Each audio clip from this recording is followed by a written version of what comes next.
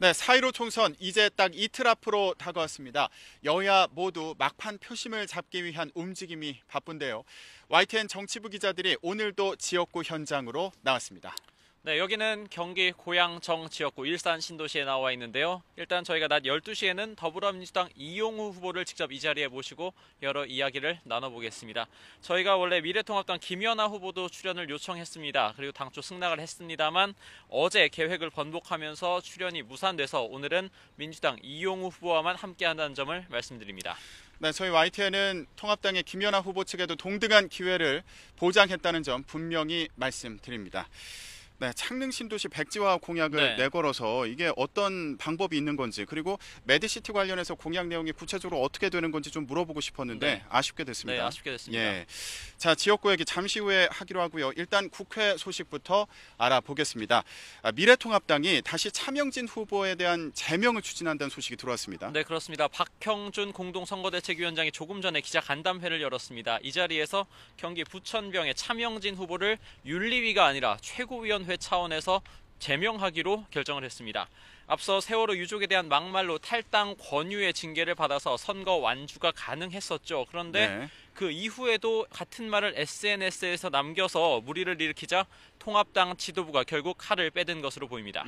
그러면 통합당 지도부가 이런 판단을 하게 된 배경에 대해서 좀 더 구체적으로 알아볼까요? 네, 일단 통합당은 원래 지역구 130석 이상을 노렸습니다. 그래서 오늘 박형준 공동선거대책위원장은 개헌저지선, 그러니까 100석도 위태롭다, 이런 말을 했습니다. 그런데 30대, 40대 중도층의 이탈이 뚜렷하게 나타나고 있는데 그 이유를 차명진 후보에게서 찾은 겁니다. 그렇군요. 네, 박형준 공동선거대위원장, 여권에서 나오는 180석의 예측이 결코 과장이 아니라면서 국민들께서 상황이 얼마나 엄중한지 아셔야 한다고 읍소를 하기도 했습니다. 그렇군요. 자, 지금 저희가 미래통합당 관련한 상황 알아봤는데 더불어민주당에서도 후보와 관련해서 논란이 되는 일이 벌어졌습니다. 바로 안산 단원을에 출마한 민주당 김남국 후보와 관련한 논란인데요. 민변 출신인 김남국 후보, 이번 총선에서 민주당 경기 안산 단원을에 전략공천을 받았습니다. 그런데 이 김남국 후보가 지난해 1월부터 한 달여 동안 출연했던 팟캐스트, 그러니까 인터넷 방송이 문제가 되고 있습니다. 이 방송에서 성적 은어와 비하 발언 그리고 욕설이 난무했다는 건데요. 이 같은 내용은 안산 단원을에서 김남국 후보와 맞붙는 미래통합당 박순자 후보가 공개했습니다. 박순자 후보는 출연자들이 성적인 발언을 주고받는 가운데 김남국 후보도 함께 즐기고 받아치는 등 여성의 몸과 성에 관한 품평에 참여했다고 비판하면서 후보직 사퇴를 촉구하고 있습니다. 네, 김남국 후보 앞서 이 텔레그램 N번방 사건과 관련해서도 강력하게 비판 발언을 했었는데 이와 관련해서도 좀 논란이 있겠군요. 네, 그렇습니다. 박순자 후보는 김남국 후보가 N번방 사건과 관련해서 절망적이다, 가해자의 범죄에 유포자뿐만 아니라 디지털 성범죄에 참여한 사람들도 포함해야 한다고 밝혔다면서 비판의 강도를 높이고 있는 상황입니다. 김남국 후보가 N번방 사건과 관련해 자신의 SNS 등을 통해서 이 같은 입장을 밝혔다면서 이런 입장을 밝힌 것이 유권자들 우롱했다는 지적인데요. N번방 사건과 관련해서 국회도 방지법을 만들어달라, 이런 청원이 올라왔고 여야 할 것 없이 지금 민감하게 보는 상황인 만큼 앞으로 파장이 있을 것으로 예상이 됩니다. 자, 저희가 지금 국회 관련한 이 상황도 좀 알아봤는데 지역구 얘기도 해보도록 하겠습니다. 지금 저희가 나와 있는 이곳 바로 경기 고양정 지역구입니다. 이번 총선에서 관심을 받는 곳 가운데 하나인데 이 지역에 관심을 받는 배경에 대해서 좀 짚어볼까요? 네, 이 지역구가 바로 이제 3기 신도시 발표에 가장 직격탄을 맞는 곳입니다. 여기가 경기 고양정 지역구, 그러니까 행정구역상으로는 경기도 고양시 일산 서구에 들어가거든요. 이제 근데 당시 3기 신도시 조성계획 발표를 했던 사람이 이 지역을 지역구로 두고 있는 국회의원인 김현미 국토교통부 장관입니다. 그래서 이번 총선에 불출마를 했는데 이 지역구가 무주공산이 되면서 민주당 입장에서는 수성을 해야 되고요, 통합당 입장에서는 탈환을 해야 하는 입장입니다. 네, 김현미 국토교통부 장관의 지역구였던 경기 고양정이죠. 고양정입니다. 자, 그러면 이 지역에 어떤 후보들 나와 있는지 살펴보도록 하겠습니다. 민주당에서는 전략 공천을 받았습니다. 네. 정치 신인이에요. 이용우 후보가 나섰고요. 그리고 미래통합당에서는 김연아 후보를 내세웠습니다. 네, 앞서 말씀하셨지만 뭐 민주당에서 공천한 이용우 후보 같은 경우에는 전략 공천이고 또 영입 인재입니다. 일곱 번째 영입 인재인데요. 카카오뱅크 공동대표를 역임을 했습니다. 예상을 깨고 1,000만 고객 돌파로 카카오뱅크를 인터넷 은행업계 선두주자의 자리에 올려놓은 인물인데요. 반면에 통합당 김연아 후보 같은 경우에는 당내에서 부동산 전문가로 통합니다. 네. 현재 20대 국회의원, 비례대표 국회의원이고요. 또 현재 원내 대변인을 맡고 있기 때문에 당내에서 대표적인 스피커로 통합니다. 네, 그렇군요. 자, 지금 후보들에 대해서 알아봤는데 현안을 모르고는 이 지역을 제대로 얘기할 수 없지 않겠습니까? 네.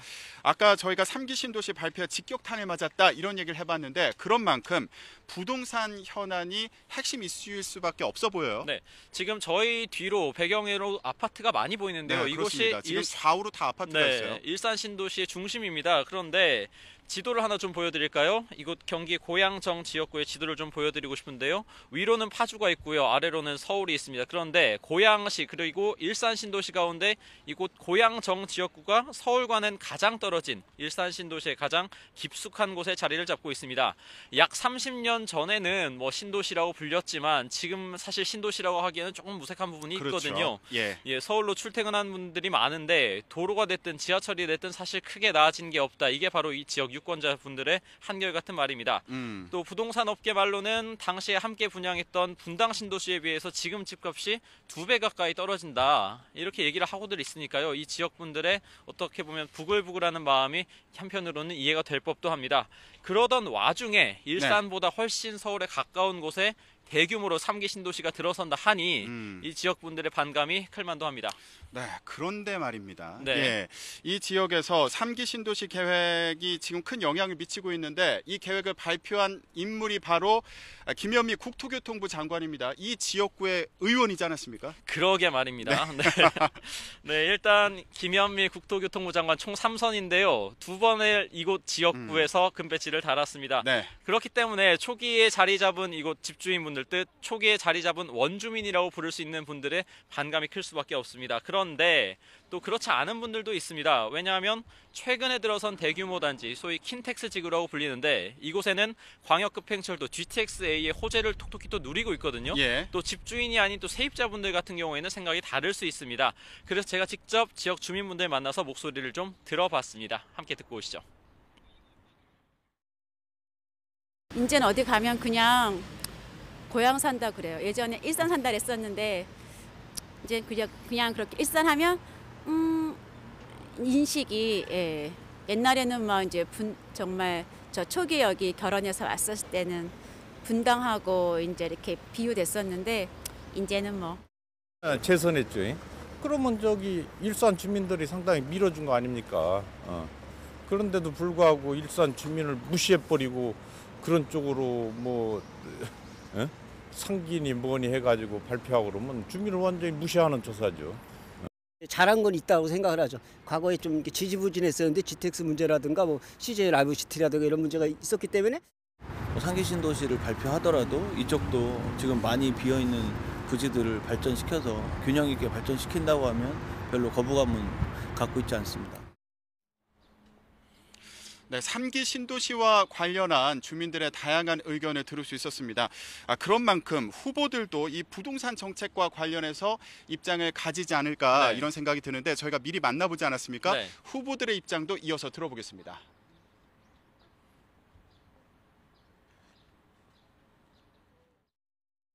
저는 특별히 부동산 관련해서는 이야기를 하지는 않습니다.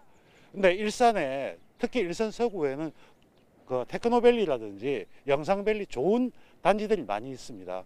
내용은 거기에 어떤 기업을 채워넣느냐, 채워넣고 어떻게 경제를 활성화시키느냐가 된다면 바로 경제가 살 거고 상권도 살아날 거고 그럼 일산이 훨씬 더 좋은 도시. 창릉 신도시가 이대로 진행이 된다면 고양시는 두동강이 나고 덕양구는 서울의 배드타운으로서 또 다른 전체 배드타운의 역사를 이어갈 거라고 보고 있습니다. 일단 그러기 위해서는 일산에서는 고향에서는 아무 대안 없이 집만 짓는 이 정말 나쁜 정치를 막아야 합니다. 그 중심에 3기 신도시가 있습니다.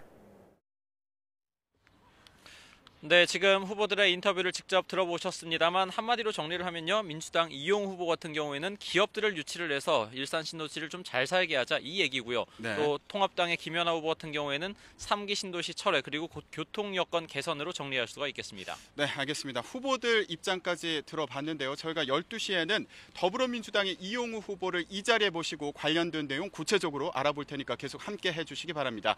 미래통합당 김연아 후보도 오늘 출연 예정이었는데 어제 갑자기 출연 계획을 번복했습니다. 저희는 두 당 후보 모두에게 동등한 기회를 부여하기 위해서 재차 출연 요청을 했지만 김연아 후보 측의 거부로 유세 일정에 집중하겠다며 거부를 해서 성사되지 못했다는 점 분명히 말씀드립니다. 네, 지금까지 경기 고양정 현장에서 전해드렸습니다. 12시에 다시 뵙겠습니다.